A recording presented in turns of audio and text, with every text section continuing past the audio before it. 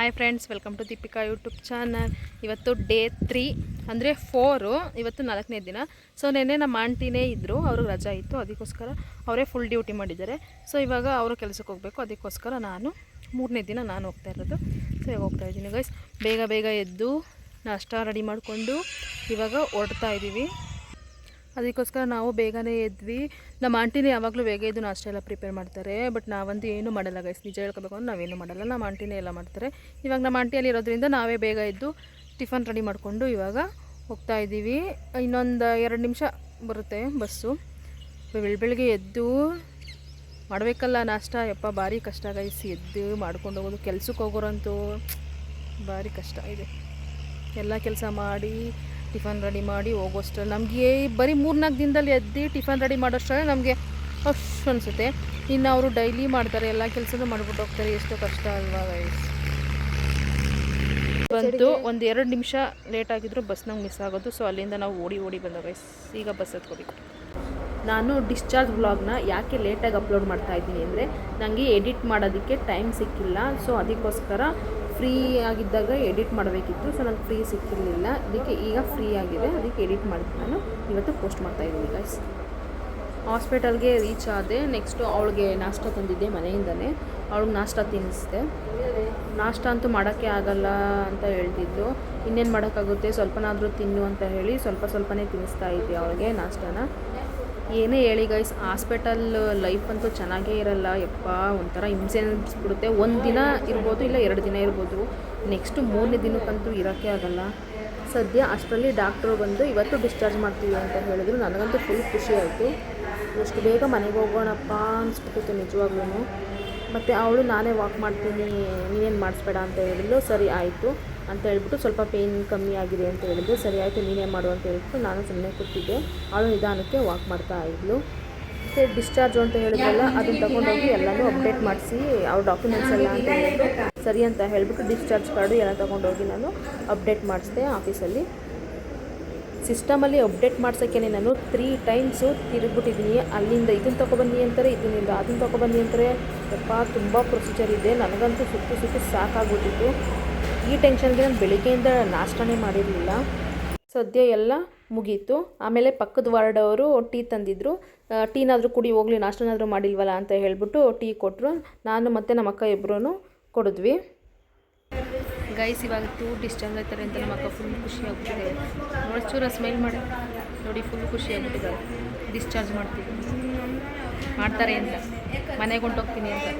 ಮತ್ತು ಇಲ್ಲಿ ಫೆಸಿಲಿಟಿ ಮನೇಲಿಲ್ಲ, ಇಲ್ಲಿ ಇಡ್ಸ್ಕೊಂಡಿದ್ರೆ ಆಗೋದು ಇನ್ನೊಂದು 2 ದಿನ ಅಲ್ವಾ ಗೈಸ್.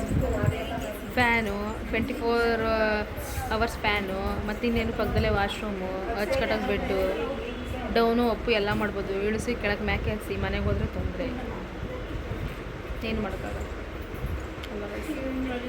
ಆಮೇಲೆ ನಮ್ಮ ಮಾಮನಿಗೆ ಫೋನ್ ಮಾಡಿದೆ, ಅಮ್ಮ ಡಿಸ್ಚಾರ್ಜ್ ಹೇಳಿದ್ದಾರೆ, ಬನ್ನಿ ಕರ್ಕೊಂಡು ಹೋಗೋರಂತೆ ಅಂತ ಹೇಳಿ.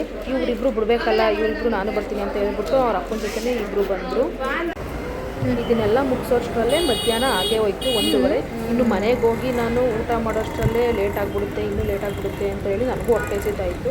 ಅಷ್ಟರಲ್ಲಿ ಒಂದು ಜ್ಯೂಸ್ ಕುಡ್ಕೊಂಡು ಬರೋಣ ಅಂತ ಹೇಳ್ಬಿಟ್ಟು ನಮ್ಮ ಅಪ್ಪನ ಮಗಳು ಮತ್ತು ನಾನು ಇಬ್ಬರು ಬಂದ್ವಿ. ಜ್ಯೂಸ್ ಕುಡಿತಾ ಇದ್ದೀವಿ, ಬಟರ್ ಫ್ರೂಟ್ ಜ್ಯೂಸು. ನನಗೆ ಈ ಜ್ಯೂಸ್ ತುಂಬಾ ಇಷ್ಟ. ಹಾಗೆ ಜ್ಯೂಸ್ ಕುಡಿಬೇಕಾದ್ರೆ ನನಗೆ ಈ ಹಣ್ಣು ಕಾಣಿಸ್ತು, ತಾಳೆಹಣ್ಣು. ಎಷ್ಟೊಂದು ಹೆಸರು ಇದೆ, ತಾಳೆಹಣ್ಣು ಹಿಂಗ ಅಂತಾರೆ, ಮತ್ತು ಐದು ಅಂತಾರೆ. ತಿಂದರೆ ಒಳ್ಳೇದಲ್ವಾ, ವರ್ಷಕ್ಕೊಂದ್ಸರಿ ತಿನ್ನಬೇಕು ಅಂತ ಹೇಳಿ ಇದನ್ನು ತಗೊಂಡೆ. ಇವಳು ನೋಡಿ, ಇವಳು ಡಿಸ್ಚಾರ್ಜ್ ಮಾಡ್ತಾರೆ ಅನ್ನೋ ಖುಷಿಗೆ ಅವ್ರ ಅಮ್ಮನ ಬ್ಯಾಗೆಲ್ಲ ನೆತಕ್ಕಂಡು ಸ್ಟಡಿ ಆಗಿಬಿಟ್ಟಿದ್ದಾರೆ ಗೈಸ್. ನೆಕ್ಸ್ಟು ಅಲ್ಲಿಂದ ಆಟೋ ಮಾಡ್ಕೊಂಡು ನಾವು ನಮ್ಮ ಅಕ್ಕನ ಕರ್ಕೊಂಡು ಹೊರಟ್ವಿ. ಬಟ್ ಆಟೋ ಹತ್ಬೇಕಾದ್ರೆ ತುಂಬಾ ಕಷ್ಟ ಆಯಿತು ಅವಳಿಗೆ, ಪಾಪ ಹತ್ತಕ್ಕಾಗಿಲ್ಲ.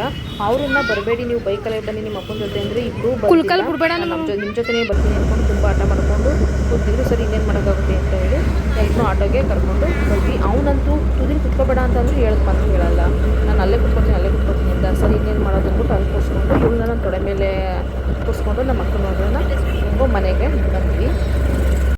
ನಾನಂತೂ ಮನೆಗೆ ರೀಚ್ ಆದ ತಕ್ಷಣ ಮಾಡಿದ್ದೆ ಊಟ, ತುಂಬ ಹಸುವಾಗ್ತಾಯಿತ್ತು.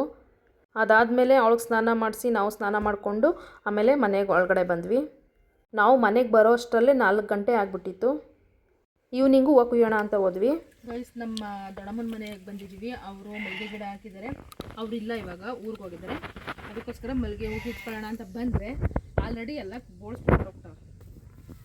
ಸಾರಿ, ಕಿತ್ಕೊಂಡು ಹೊಂಟೋಗ್ತಾವೆ ಗೈಸ್.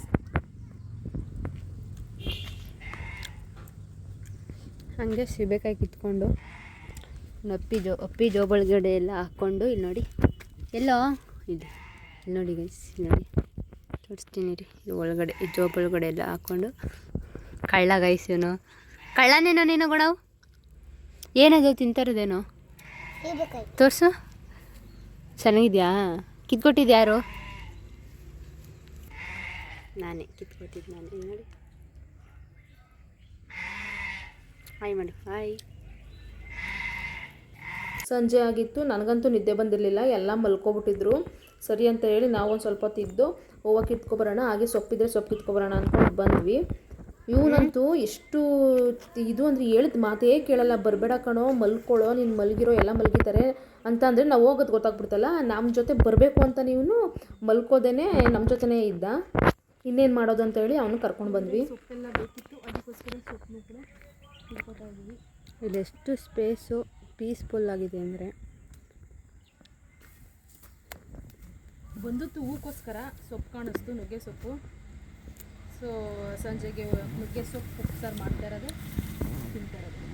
ಇದಕ್ಕೆ 2 ಮೊಟ್ಟೆ ಹೊಡೆದಾಕ್ಬೇಕು ಇವಾಗ. ಜಸ್ಟ್ 1-2 ಸಾಕು.